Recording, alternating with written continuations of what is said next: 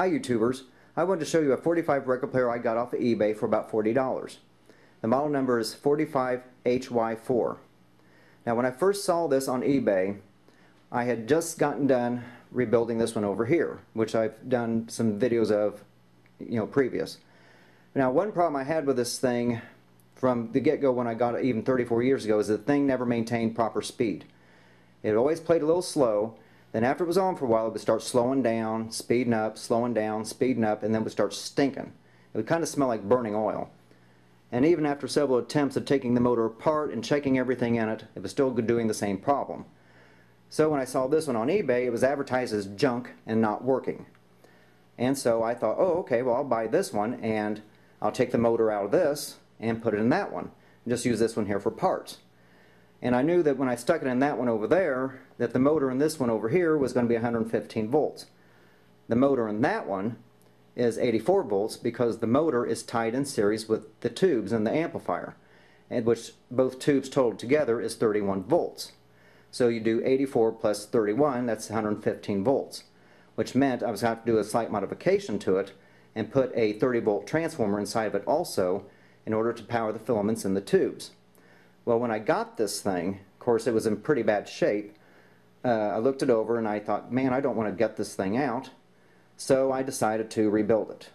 So that meant the motor in that one there came out, and I had it sent to a place to have it rebuilt, and it turned out the motor, the winding in it was bad. So anyway, original motor, rebuilt, works fine, and I did a few more videos of it after the motor was redone.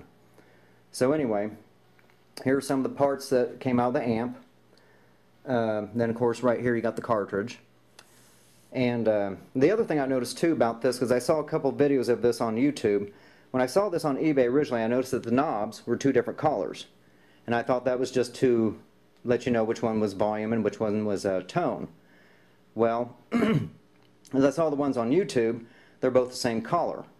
So why the two different colors, I have no idea. I don't know if one broke or whatever happened. I don't know the history of this thing.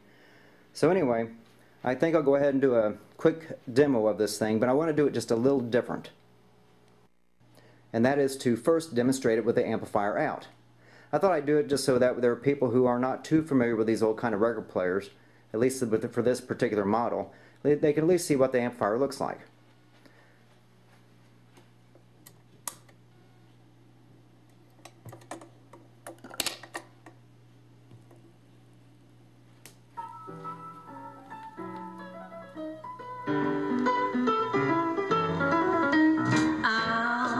Summer day, the sun was shining bright. Miss William Bailey was out hanging clothes on the line. She and Bill had fussed, Will had said goodbye. All the neighbors felt so sorry when she started to cry. Won't you come home, Bill Bailey? Won't you come home? Well, I miss you all day long. Yes, I do the cooking, honey, and pay the rent. I know, oh yes I know, that I've done you wrong. Do you remember that rainy?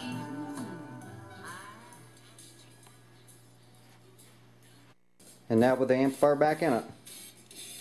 Won't you come home, little baby? Come on home.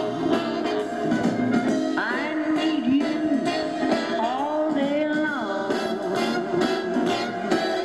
Well, I do the cooking, honey, and pay the rent.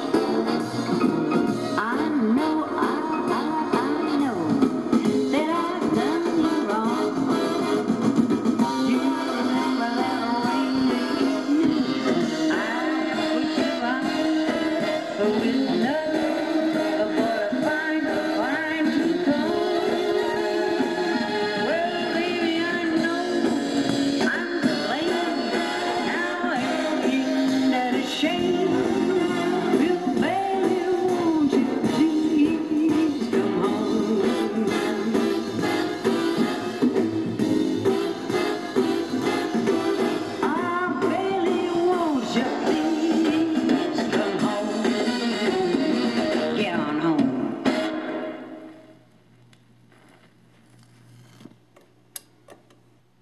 There's one thing I forgot to mention earlier in the video, is that there's something I did to this thing that I wish I had not done now.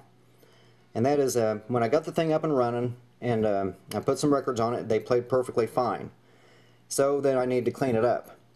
So I went to clean the thing up, and of course there's all sorts of dirt and stuff down here in the grooves of this turntable, so I took a toothbrush, cleaned it up and everything. And then I decided I wanted this thing to really shine. So I took some car wax, waxed it and polished it up and everything.